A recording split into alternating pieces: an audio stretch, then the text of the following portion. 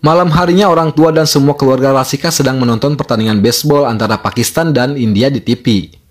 Dan ketika Pakistan mencetak poin, Saidah langsung tepuk tangan gembira dan mencium bendera negaranya di TV. Hingga membuat semua orang dan calon mertuanya Pawan marah dan kaget. Lalu Pawan menghampiri Saidah dan bertanya, "Apa kamu berasal dari Pakistan?" Saidah pun menjawabnya dengan menganggukkan kepalanya. Sontak calon mertua Pawan mengusir Saidah dari rumah itu dan menyuruh Pawan untuk membawanya ke kedutaan Pakistan esok harinya. Scene selanjutnya Pawan membawa Saidah ke kedutaan Pakistan. Di sana juga terlihat banyak orang-orang yang berdemo menuntut warga negara India yang sedang ditahan oleh pemerintah Pakistan untuk dibebaskan. Dan Pawan meminta bantuan ke kedutaan untuk memulangkan Saidah ke Pakistan. Namun mereka diusir dari kedutaan karena tidak bisa menunjukkan paspor dan visanya.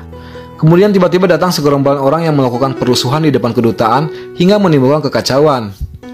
Pawan pun melindungi Saidah dari kerusuhan itu, yang akhirnya membuat pemerintah India menangguhkan semua visa kunjungan ke Pakistan selama 1 bulan. Dan Saidah pun belum bisa kembali ke negaranya selama 1 bulan itu.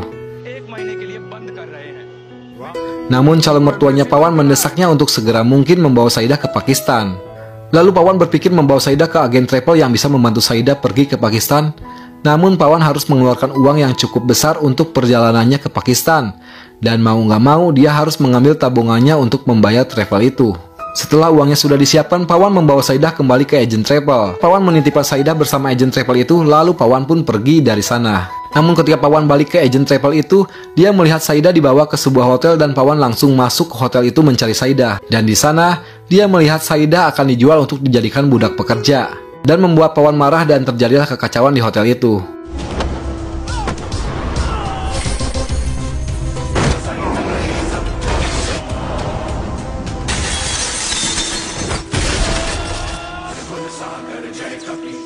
Belajar dari kejadian itu, Pawan akhirnya membawa sendiri Saidah ke Pakistan. Setelah mereka sampai di perbatasan India-Pakistan, dia didatangi orang yang bisa membawanya ke Pakistan tanpa paspor dan visa lewat jalan rahasia.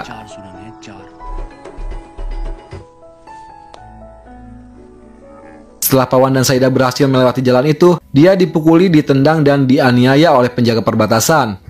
Pawan tidak bisa melawan dan akhirnya penjaga menyuruh Pawan balik lagi ke India. Namun Pawan mencoba kembali lagi lewat jalan rahasia yang tadi, dan dia berjanji hanya ingin memulangkan Saidah. Akhirnya Pawan diperbolehkan masuk ke Pakistan oleh penjaga perbatasan. Di tengah perjalanannya mereka pun beristirahat sejenak membeli makanan dan minuman. Lalu tiba-tiba ada polisi Pakistan di sana yang sama sedang beristirahat di tempat itu. Pawan dan Saidah pun mencoba pergi dari tempat itu, namun mereka ketahuan oleh polisi itu dan mereka berdua dibawa ke kantor polisi.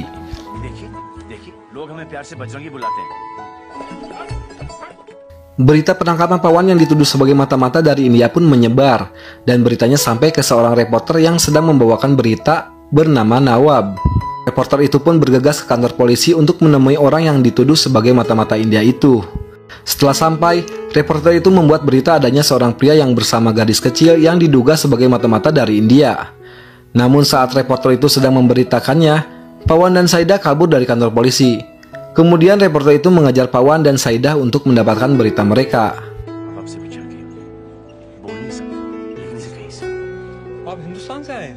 Setelah reporter itu mendengarkan cerita Pawan yang hanya ingin memulangkan warga Pakistan yang hilang di India, reporter itu pun menjadi peduli dan tidak lagi membuat berita tentang mata-mata. Lalu, reporter itu pun pergi mengikuti Pawan dan Saidah untuk pergi mencari tempat tinggalnya Saidah. Yang akhirnya mereka menemukan sebuah masjid. Di sana mereka bertemu dengan seorang ustadz dan meminta membantunya melewati pos penjagaan yang ada di sana. Ustadz itu mau membantunya, tapi Pawan dan reporter itu harus menyamar agar bisa melewatinya.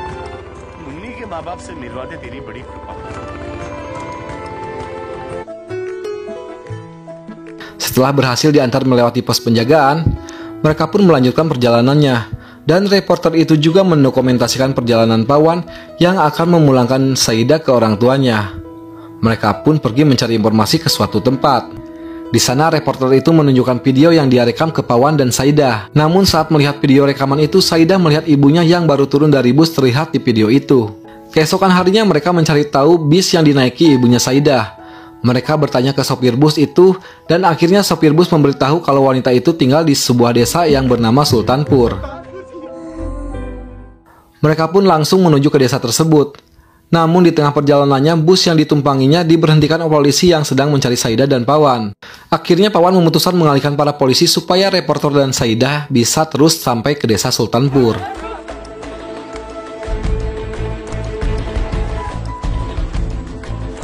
Selama perjalanan ke desa Sultanpur, reporter itu terus mendokumentasikannya hingga sampai di tempat tinggalnya Saidah. Di lain tempat, Pawan yang terus dikejar polisi akhirnya tertangkap dan dimasukkan ke penjara.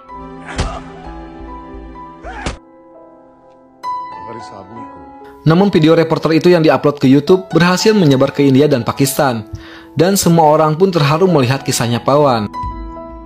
पवन चतुर्वेदी या जिसे हम सब बजरंगी शोहरत के लिए शान शौकत हिंदुस्तानी नहीं बल्कि इंसानी नजरों से नफरत से नहीं बल्कि प्यार से पालना चाहता खुदा का ये बंदा भी yang membuat salah satu petugas polisi membebaskan Pawan karena tidak mempunyai bukti kuat kalau Pawan seorang mata-mata India. Reporter itu juga membuat video yang meminta dukungan kepada warga Pakistan dan India untuk berkumpul di perbatasan untuk mengantarkan Pawan kembali ke negaranya.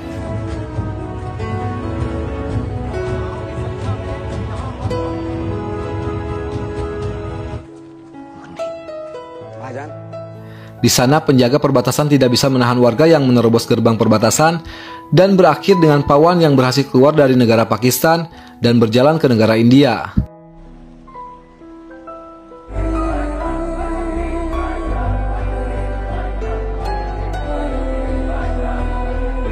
Lalu tiba-tiba Saidah mengejarnya dan mencoba memanggil Pawan.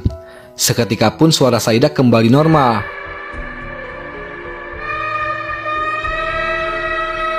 Dan cerita diakhiri dengan Pawan dan Saidah yang saling berlari menghampiri. Pesan di film ini mengajarkan kita untuk selalu berbuat baik kepada semua orang tanpa membedakan derajat dan agamanya.